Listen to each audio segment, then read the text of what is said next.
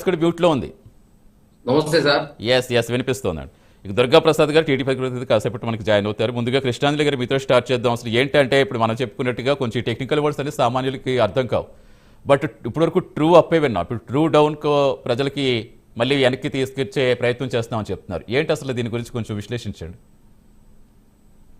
నమస్తే అండి, panel members కూడా నమస్కారము. నమస్తే, చెప్పండి. ట్రూ ఆఫ్ చార్జెస్ లేకపోతే ఎంతకి విద్యుత్ సంస్థల నుంచి డిస్కమ్లు కొనుగోలు చేస్తున్నాయి ఏంటి, ఈ అంశాల కన్నా కూడా మనకు ప్రజలకు ప్రధానంగా వాళ్ళు ఎఫెక్ట్ అయ్యేటువంటి అంశము తన ఇంటికి వచ్చేటువంటి బిల్లు ఈ నెలలో పెరిగిందా లేదా, పెరుగుతుంటే దాని వల్ల ఇబ్బంది వాళ్ళకు ఉండేటువంటి భారం ఏంటి, ఒకవేళ తగ్గితే దాని వల్ల వాళ్ళకి ఇబ్బంది ఉన్నటువంటి పరిస్థితి ఉంటుంది. ఇదే మనకి ప్రధానంగా కనపడేటువంటి అంశం. ఈ కూటమి పార్టీలు 3 పార్టీలు కూడా ఎన్నికల సమయంలో చాలా స్పష్టంగా ప్రజలకు ఇచ్చినటువంటి హామీ ఏమిటంటే భవిష్యత్తులో మేము అధికారంలోకి వస్తే విద్యుత్ బిల్లులు పెంచబోము అనేటువంటి విషయాన్ని చాలా స్పష్టంగా హామీ ఇచ్చారు.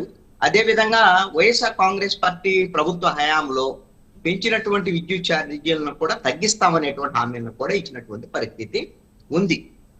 వైసీపీ ప్రభుత్వం కూడా వైసీపీ పార్టీ 2019 ఎన్నికలకు ముందు జగన్మోహన్ రెడ్డి పాదయాత్ర చేసేటువంటి సమయంలో ఆయన పాదయాత్రలో ప్రధానమైనటువంటి నినాదం అప్పుడున్నటువంటి తెలుగుదేశం బీజేపీ ప్రభుత్వం ప్రజల మీద బాధుడే బాధుడు అనేటువంటి విషయాన్ని ఆయన చాలా స్పష్టంగా ప్రజలకి చెప్పాడు. నేను విన్నాను, నేను ఉన్నాను కాబట్టి మీ మీద భారాలు తగ్గిస్తాను అనేటువంటి హామీని ఆ రోజున ఇచ్చారు. ప్రజలు కూడా నమ్మారు. జగన్మోహన్ రెడ్డిని ఆ రోజున నమ్మి ఓట్లు వేశారు. 151 సీట్లు ఇచ్చారు. కానీ జగన్మోహన్ రెడ్డి చేసింది ఏంటి, తన పాలనా కాలంలో ప్రజల మీద విద్యుత్ భారాలు పలుసార్లు నాకు తెలిసి ఒక 5 సార్లు విద్యుత్ బిల్లులు పెంచడం అనేటువంటిది వైఎస్ఆర్ కాంగ్రెస్ పార్టీ ప్రభుత్వం 5 సార్లు పెంచినట్టుగా చెప్తున్నారు. అయితే ఒక విద్యుత్ ఛార్జీలు మాత్రమే కాకుండా ఆర్టీసీ ఛార్జీలు కానివ్వండి, చెత్త పన్ను కానివ్వండి, ఇంటి పన్ను కానివ్వండి, ఈ విధంగా అన్ని రకాల బారుడు ఈయన వేరే బాధుడు బాధాడు. దాంతో ప్రజలు ఇక నీ బాధుడు మాకు అక్కర్లేదని జగన్మోహన్ రెడ్డిని ఇంటికి పంపించినటువంటి పరిస్థితి ఉంది. అదే ఆ సమస్యనే ప్రధానంగా కూటమి పార్టీలు అడ్రస్ చేశాయి. మా పాలన గిన ఉంటే ఖచ్చితంగా మేము భారాలు వెయ్యము అనేటువంటి హామీ ఇచ్చారు. కానీ కూటమి అధికారంలోకి వచ్చిన తర్వాత మొదటి 6 నెలల కాలంలోనే విద్యుత్ బిల్లులు పెరిగినటువంటి పరిస్థితి ఉంది. విద్యుత్ బిల్లులు పెరిగినటువంటి దాని మీద కూటమి పార్టీలు చెప్పినటువంటి అంశం ఏంటి అంటే ఈ విధమైనటువంటి నిర్ణయము జగన్మోహన్ రెడ్డి ప్రభుత్వం ముందే తీసుకొని ఉంది కాబట్టి ఈ విధమైనటువంటి విద్యుత్ బిల్లులు పెరిగాయి అనేటువంటి కొన్ని కుంటి సాకులు కూటమి పార్టీలు చెప్పాయి.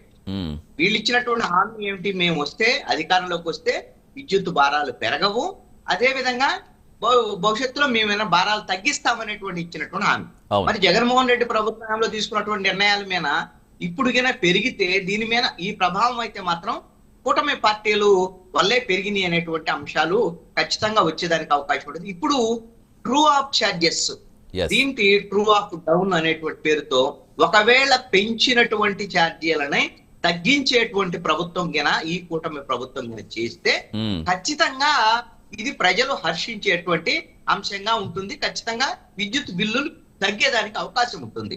దీని మీద కూటమి ప్రభుత్వం మీద కొంత పాజిటివ్ వచ్చేదానికి కూడా అవకాశం.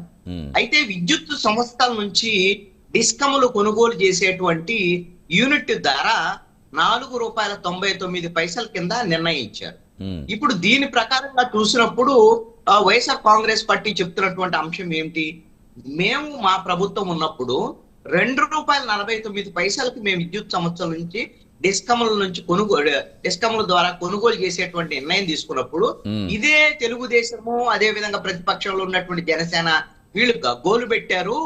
ఇప్పుడు వీళ్ళు ₹2.49 నుంచి ₹4.99 కొనుగోలు చేస్తున్నారు, ఖచ్చితంగా ప్రజల మీద భారాలు వేస్తారు అనేటువంటి అంశం మీద వైఎస్ఆర్ కాంగ్రెస్ పార్టీ చెప్తున్నటువంటి మాట. కాబట్టి ఉన్నటువంటి పరిస్థితులు ఏమిటి అనేటువంటిది ఒక అంచనా వేసుకొని కూటమి పార్టీలు ఖచ్చితంగా ప్రజల మీద భారాలు పడకుండా చూడాల్సినటువంటి బాధ్యత అయితే మాత్రం పార్టీ ఈ ప్రభుత్వం మీద ఉంటుంది. ఎస్ డెఫినెట్గా అండి. ఎస్ కంటిన్యూ చేద్దాం. వెంకటేశ్వర రెడ్డి గారు, సో అంటే ఏం చెప్తారు? గతంలో విద్యుత్ ఛార్జీల కంటే ఈ సర్ఛార్జీలు, ట్రూ అప్ ఛార్జీలు, ఇంధన సర్దుబాటు ఛార్జీలు ఇవన్నీ అసలు విద్యుత్ కంటే ఎక్కువయ్యాయా? ఇప్పుడు మనం ఇందాక చెప్పుకున్నట్టుగా సామాన్య మనకి కృష్ణ దగ్గర చెప్పినట్టుగా మనం చెప్పుకున్న ఇవన్నీ ఏం అర్థం కావు. మనకి ఈ మంత్ బిల్లు ఎంత వచ్చింది, ఈ బిల్లులో ఏముందో అనేది కూడా వాళ్ళకి అర్థం కాదు సామాన్యులకి. బట్ ఈ నెల బాగా పెరిగిపోయింది, ఈ నెల తగ్గింది, ఇది మాత్రమే చూసుకుంటారు. తగ్గించిందా పెరిగించారా? బట్ ఏంటంటే ఇక్కడ ఈ సర్ఛార్జీలు, స్థిర ఛార్జీలు, ఇవన్నీ ఇంధన సర్దుబాటు ఛార్జీలు ఇవన్నీ కూడా అర్థం